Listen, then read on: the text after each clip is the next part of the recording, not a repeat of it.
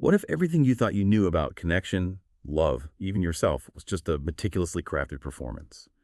What if the deepest truths about how we interact are the very ones we instinctively work to hide, maybe even from our own conscious minds? Welcome to the Deep Dive. Today we're diving into some really powerful excerpts from David Foster Wallace's brief interviews with Hideous Men. Our mission isn't really to review a book, but to unearth the surprising, often uncomfortable nuggets of insight Wallace pulls from the most private corners of the human psyche. We'll explore themes of hidden realities, persistent self-deception, the silent prices we pay for connection, and what it truly means to be, well-informed about the human condition. We've got a stack of primary source material here, raw, unvarnished perspectives that will probably challenge how you think about yourself and others. So what does this all mean for you, the listener? Let's unpack these layers and discover some truly fascinating and, sometimes unsettling truths. We all present a kind of curated version of ourselves to the world, don't we? But what happens behind that carefully constructed curtain, especially when we're trying to connect? Wallace dives straight into this with an anecdote from a radically condensed history of post-industrial life. Palsy. He describes a man making a witty remark, explicitly hoping to be liked. Right. The woman he's introduced to laughs extremely hard, hoping to be liked. Right. And then, here's the punch. Both drive home alone, staring straight ahead, with the very same twist to their faces. Right. Even the person who introduced them feigned liking them, anxious to preserve good relations. It's just this incredibly poignant, almost desperate performance for acceptance, a shared charade. Exactly. And what's fascinating here is the sheer effort involved in these social performances. It's not just about a polite smile. It's about this really deeply ingrained anxiety to be perceived in a certain way. Wallace seems to suggest that this isn't connection at all, but a shared, desperate act of self-preservation. And it leaves everyone isolated, even when they're together. We see this self-deception play out again in The Devil is a Busy Man, where the narrator attempts an act of altruism.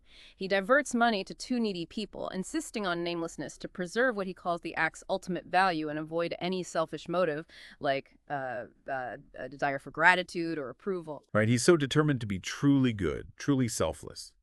But then it all unravels in a way that's almost darkly comedic, isn't it? Despite all his efforts to remain anonymous, he unconsciously reveals himself through a sly euphemism whoever was responsible for, and his intense interest in how the money was used. And this leads him to this, sickening realization of his natural automatic ability to both deceive myself and other people, which leaves him feeling dark, evil, and beyond hope. Wallace really twists the knife there. He really does. It's a profound, albeit painful, moment of self-discovery. What these examples collectively show is the constant tension between our internal reality and our external presentation. It makes you wonder, what exactly are we trying to achieve by divorcing them? Are we performing primarily for others, or are we maybe more often performing for an idea of ourselves?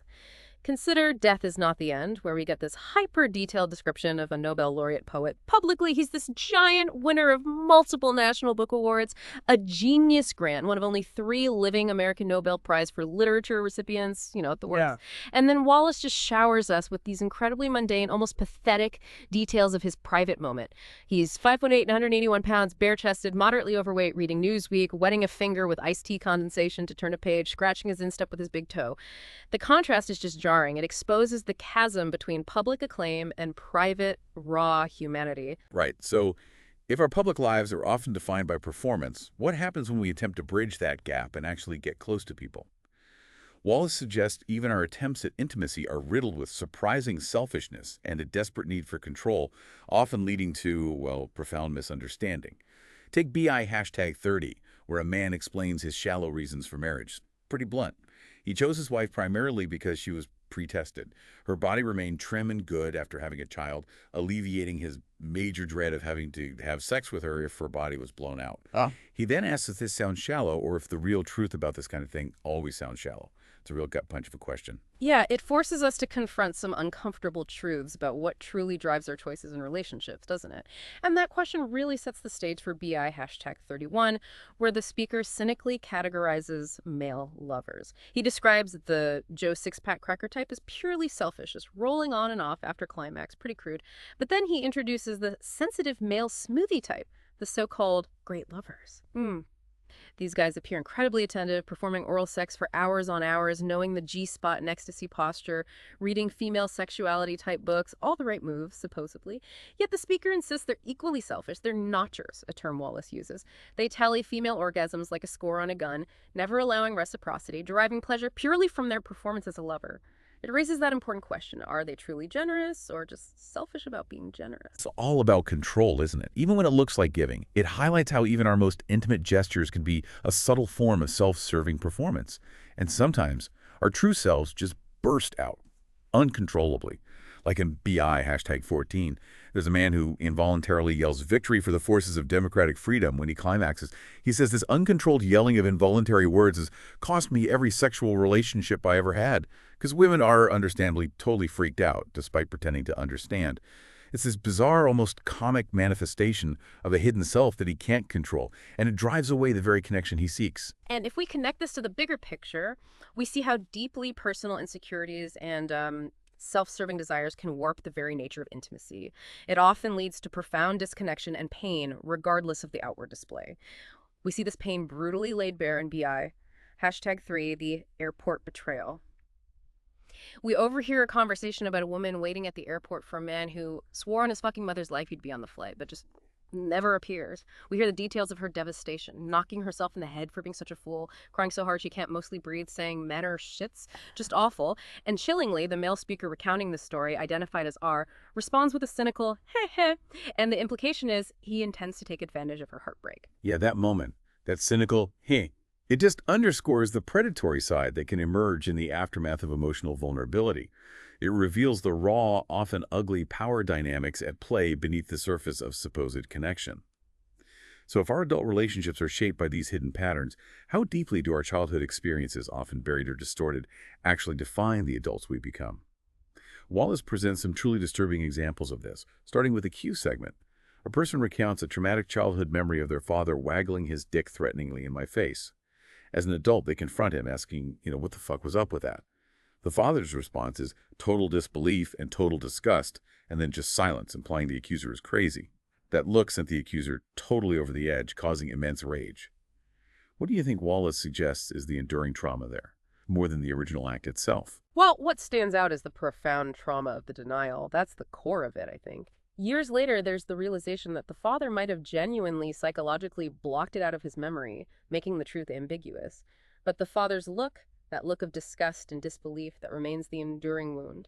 This unresolved past, particularly when one party denies the memory, it just creates a lingering psychological prison. We see another insidious pattern in the self-loathing mother. This character's mother had a lifelong self-loathing. She was terrified of everything, always feeling she needed a perfect score on each such exam to avert some shattering punishment, just consumed by fear, and she projected her impossibly high expectations and subsequent loathing onto her child, viewing him as rude, greedy, foul, dense, selfish, cruel, disobedient, lazy, foolish. Basically terrible. Yet her outward conduct was indefatigably loving, compassionate, empathetic, patient, warm, effusive, unconditional, described as impeccable by any standard. It's a horrific paradox, isn't it? A mother who internally despises her child for falling short, but externally acts with perfect love. The child in turn felt wicked, but loved her as his lone refuge. And here's the kicker. The mother absorbed his grotesque deficiencies, like stealing UNICEF money or swinging a cat by its tail, adding them to her inner fund of loathing. The son that expressed it all for her, essentially acting out her repressed self-hatred. It's a codependent nightmare. Exactly. Wallace exposes how this internal conflict, especially when projected onto a child, creates this awful codependent dynamic. The child, almost unconsciously, acts out the parent's repressed self-hatred, becoming a living vessel for unacknowledged pain. It's a terrifying cycle of inherited trauma. These incredibly varied and frankly disturbing examples collectively demonstrate how unresolved childhood experiences, whether conscious or suppressed, leave this indelible mark on our adult identity and our capacity for genuine connection. Wallace really forces us to confront how these scars often manifest as control, self-loathing, or a desperate, often hidden pursuit of self-preservation. In yet another example of the porousness of certain borders, 24-5, he's terrified by his twin brother's pure cruelty of mimicking and distorting his emerging face's expressions, escalating to wet hysteria. The child feels his own face being farther and farther from my own control, and sees the gross and pitiless sameness, the distortion in the twin's face, his last refuge. A blank, slack-gagged mask's mindless stare, a total surrender of self-expression. It's chilling. That terrifying loss of control over one's own identity is something Wallace explores again in BI#42. It focuses on a man whose father worked as a men's room attendant in an opulent and echoing hotel. And you just have to imagine the sensory assault of that job. Soft plopping sounds, gassy sounds, little involuntary grunts, moans of the prostatic, hellacious ripping explosions of gas, and ghastly metastasized odors. Just awful. His father stood impassive, always averting his eyes to preserve their dignity, his face permanently alert but absent, beyond reserved. The narrator questions his own admiration for his father's fortitude, admitting he doesn't know if his father was admirable or not. What does this job and his father's demeanor reveal about the extreme effacement of self Wallace is exploring? It's a job that requires a complete suppression of one's own experience, isn't it? A profound internal silence. And the father then brings this silence home, unable to take off the face he wore in the men's room.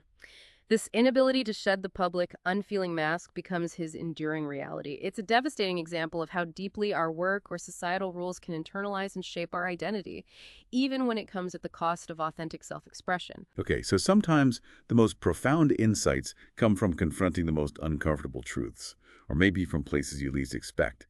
In one Q segment, Wallace presents a speaker making a truly provocative argument about the positive aspects of abuse.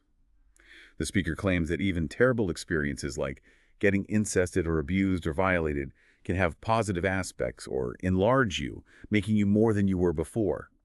He draws on Viktor Frankl and the idea that whatever doesn't kill you makes you stronger.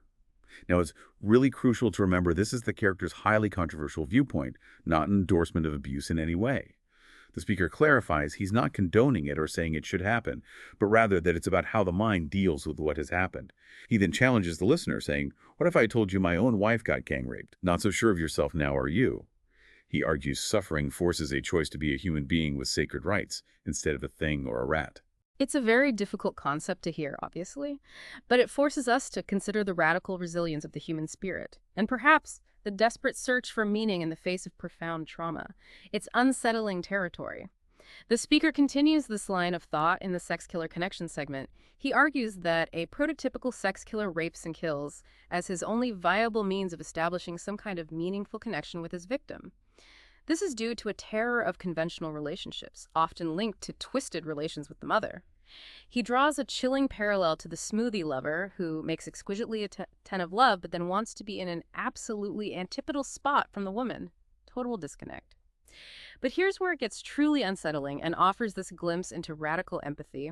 He recounts an anecdote of a woman confronting a killer, described by the character as a psychotic mulatto. And we should note, Wallace uses that term to reflect the speaker's perspective and perhaps the attitudes of that time. Her intense focus on him and profound soul connection with his conflicted despair apparently prevents him from harming her. She felt heartbreaking sadness for him and realized her connection inflicted far more pain on the psychotic than he could ever have inflicted upon her. She felt they were made of precisely the same thing and connected by something far deeper and more elemental than what we limitedly call, quote-unquote, love. After hearing this, the interviewer admits, "I realized I had never loved anyone." Wow, that realization of never having loved anyone, especially after that story of radical empathy. Yeah. It's a gut punch. It makes you question everything about the nature of connection. And then there's BI#40, Johnny One Arm, a story about manipulation of a different but equally disturbing kind. Johnny has an atrophied arm, which he calls his asset. Wait, his asset? Seriously? Yeah, that's the term he uses. He intentionally makes it sound hideous to women. Then he offers to show it, making them feel committed to saying it's not too bad at all. Playing on their politeness, their discomfort. He even applies ointments or Vaseline-type jelly to make it look even wetter and shinier, driving women to tears as they are committed into a corner. He explicitly states he uses this to get more pussy than a toilet seat, exploiting their feigned compassion. It's just exploitation disguised as vulnerability. Exactly. What's fascinating here isn't necessarily a genuine connection in the positive sense, but Wallace's unsettling look at how deeply social conditioning and the desire to be perceived as good can be manipulated. It forces us to question, when does empathy become a tool for control, and what does that reveal about the darkness lurking beneath our good intentions?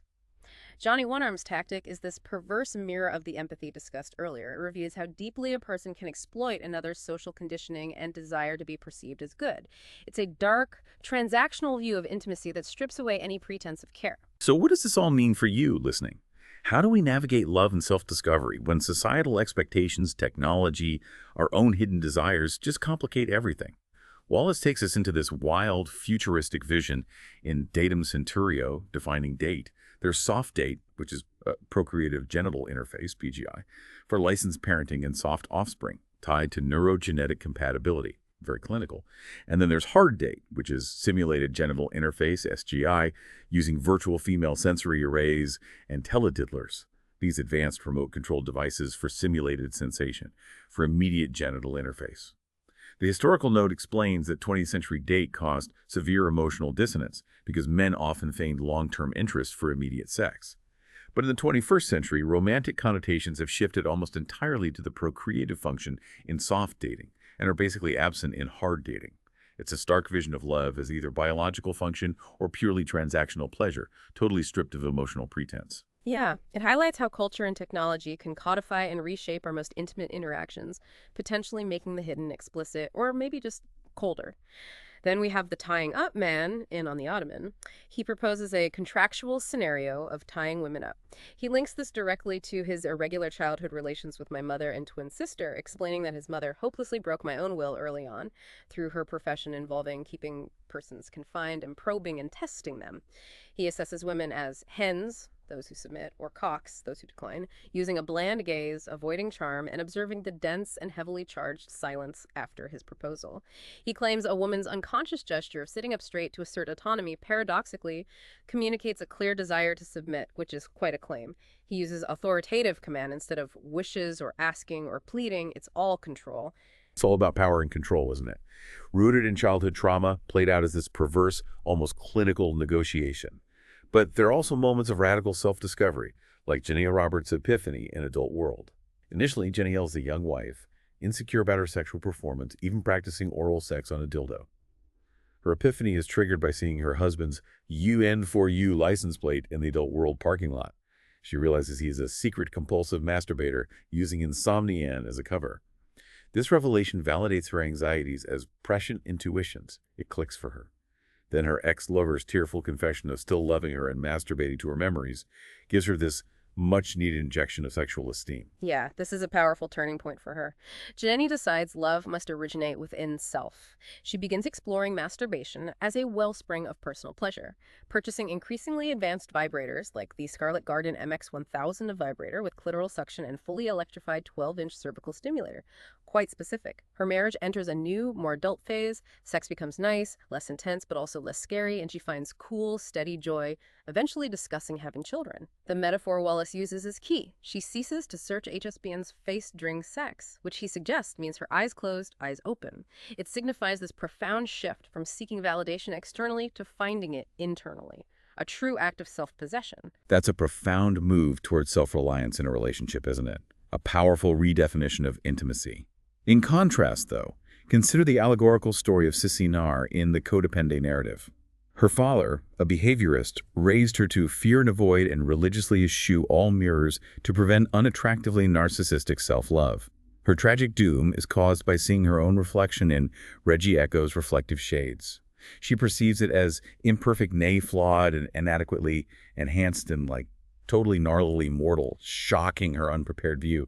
She literally can't handle seeing herself as she is. Sissy Nar's story, while allegorical, really highlights the tragic consequence of being denied true self-reflection, and the shock of confronting a reality you're unprepared to see. The individual's pursuit of authentic connection and pleasure often involves navigating both external pressures and internal psychological landscapes.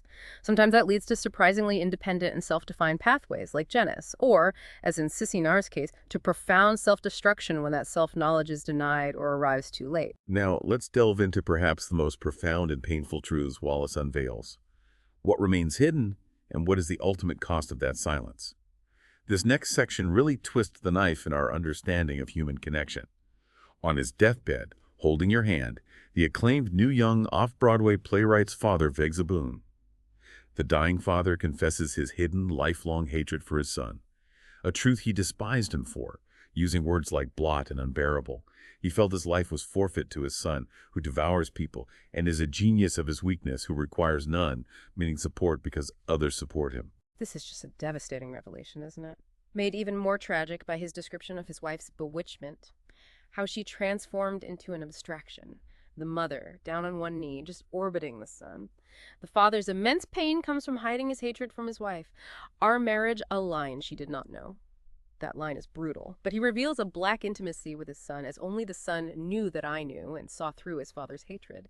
They shared this awful secret unspoken. He wants to find the backbone to cause his daughter-in-law pain by revealing the truth before he dies, even if it means being judged a bad man. He hopes to break the spell he's cast over even himself, because he believes his son does not even know he exalts, which, in the father's eyes, makes him truly evil. That's the ultimate twist. The son's unconscious exaltation, his unawareness of his own perceived evil. It's such a chilling thought. A hatred so profound, so well hidden, that it becomes the defining, unspoken intimacy between father and son.